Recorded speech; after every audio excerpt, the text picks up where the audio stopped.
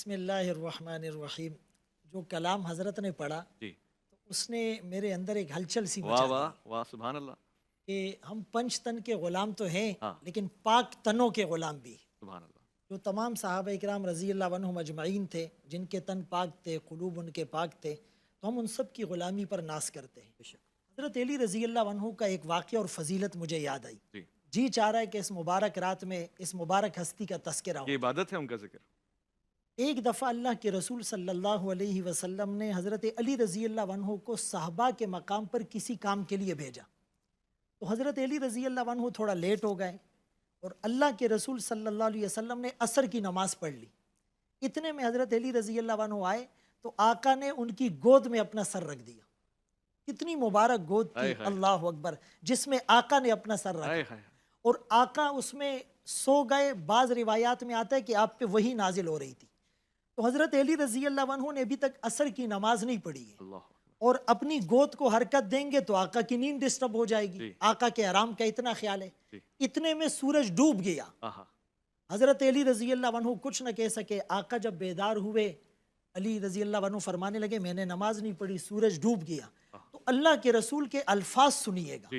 آپ نے فرمایا اے اللہ، اگر علی فی طاعتک و طاعت رسولک، اگر یہ آپ کی اطاعت اور آپ کے رسول کی اطاعت میں تھا. اور دوسری جگہ فرمایا احتبس بنفسہ علی نبی، علی نے اگر اپنے آپ کو آپ کے نبی کی محبت میں روکا ہے تو آپ بھی سورج کو لوٹا دیں. حضرت علی کی نماز کو پورا کرنے کے لیے اللہ نے سورج کو لوٹا دیا. اور یہ واقعہ اس کو امام طحاوی نے شرح مشکل الآثار کے اندر لکھا، امام طبرانی نے اس کو معجم الاوسط کے اندر لکھا، قاضی عیاض رحمۃ اللہ علیہ نے اس کو شفا کے اندر لکھا، جلال الدین سیوطی رحمۃ اللہ علیہ نے اس کو خصائص کبریٰ کے اندر لکھا. ڈاکٹر قاری خلیل الرحمان جاوید صاحب کے یہاں تشریف فرمائے. ظاہر ہے تھوڑی سی تشنگی جو باقی رہ گئی وہ مٹا لوں، اس رات کو مزید سمجھنے کی کوشش کروں اور یہ سوال بھی پوچھ لوں کہ صحابہ کرام رضوان اللہ تعالیٰ اجمعین کا کیا انداز ہوتا تھا اس رات کو لے کے، کیسے گڑ گڑاتے تھے، کیسے مانگتے تھے وحد اللہ شریک سے اور کیسے عطائیں ہوتی تھیں. مجھے تھوڑا سا آج فضل سبحان صاحب کے اندر قریشی صاحب کی روح بھی آپ نظر آئی ہے، وضاحت کریں تو اس لیے نہیں آپ کر لیں پھر انشاءاللہ. میں بسم اللہ الرحمن الرحیم. پہلی بات تو یہ ہے جو میرے بھائی محترم فضل سبحان صاحب نے جو روایت بیان کی ہے، مختلف کتابوں کے حوالے بھی دیے. کسی بات کا کتابوں کے اندر موجود ہونا اس بات کی صحت کی دلیل نہیں ہوتا. اچھا. بہت ساری باتیں کتابوں کے اندر موجود ہوتی ہیں لیکن محدثین کی نظر میں وہ صحت کے درجے کو نہیں پہنچ رہی ہوتی.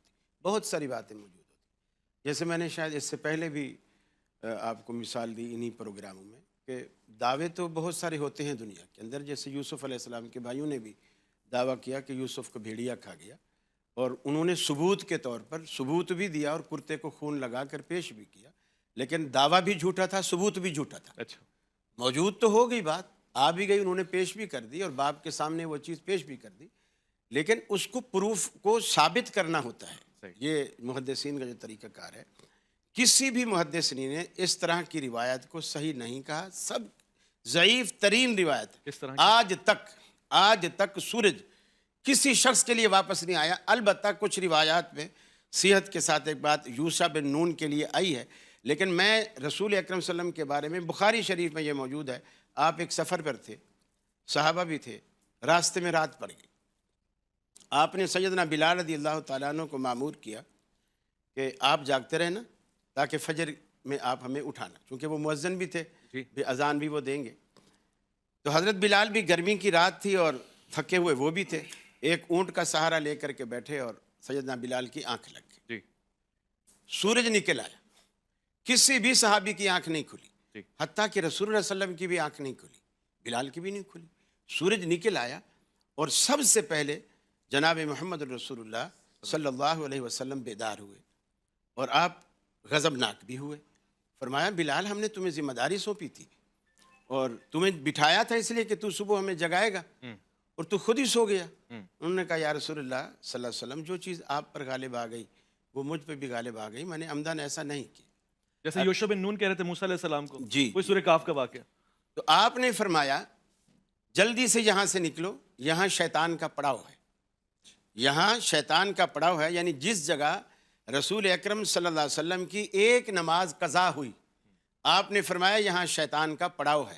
اس سے میں ایک ریلیٹڈ بات یہ بھی کرتا جاؤں, جس گھر میں ہماری روزانہ نمازیں قضا ہوتی ہوں گی وہ گھر شیطان کا مسکن نہیں ہوگا, یقیناً وہ مسکن ہوگا. اللہ کے حبیب نے وہ جگہ چھوڑی, وہاں نماز قضا بھی نہیں کی, فرمایا یہ شیطان کا مسکن ہے. آگے جا کر کے آپ نے اس نماز کو قضا کیا, سورج واپس نہیں آیا. اچھا, میں سمجھتا ہوں اس کائنات میں اس آخری امت کے اندر اگر کوئی مستحق تھا جس کے لیے سورج واپس لوٹتا تو وہ صرف آمنہ کا لال تھا, جناب محمد رسول اللہ صلی اللہ علیہ وسلم. جب اس کے لیے بھی نہیں لوٹا تو پھر دنیا میں آپ سے بڑا کوئی نہیں ہے. شکل قمر بھی نہیں ہوا, جس وہ ایک الگ معجزہ, دیکھیں بات کو نہ نہیں, میں بگاڑیں. پوچھنا چاہ رہا ہوں وہ ایک معجزہ ہے, وہ ایک الگ چیز, یہ معجزہ وہ اللہ کے اگر رسول کا اجازت ہو- معجزہ. جی مفتی صاحب. دیکھیں سب سے پہلے تو میں قاری صاحب کی جرات کو سلام کرتا ہوں کہ حدیثوں کو جس طرح بے باک انداز سے یہ کہہ دیتے ہیں نا کہ یہ غلط ہے, یہ دعویٰ غلط ہے.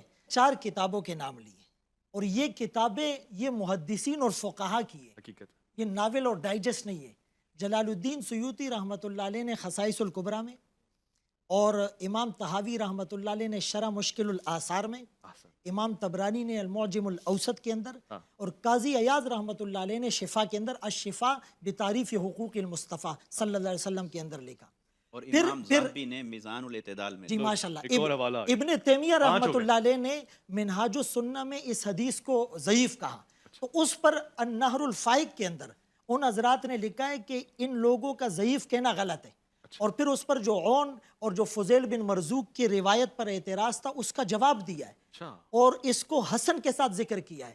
اگلی بات سنیں, امام بخاری رحمۃ اللہ علیہ جن کے حوالے دیتے ہوئے آپ نہیں تھکتے, انہوں نے التاریخ الکبیر کے اندر ان کو صحیح کہا. ابن حبان رحمۃ اللہ علیہ نے الثقات کے اندر اس کو صحیح کہا. امام مسلم کے صحیح مسلم کے جو رجال ہیں وہ اس کو روایت کرنے والے ہیں.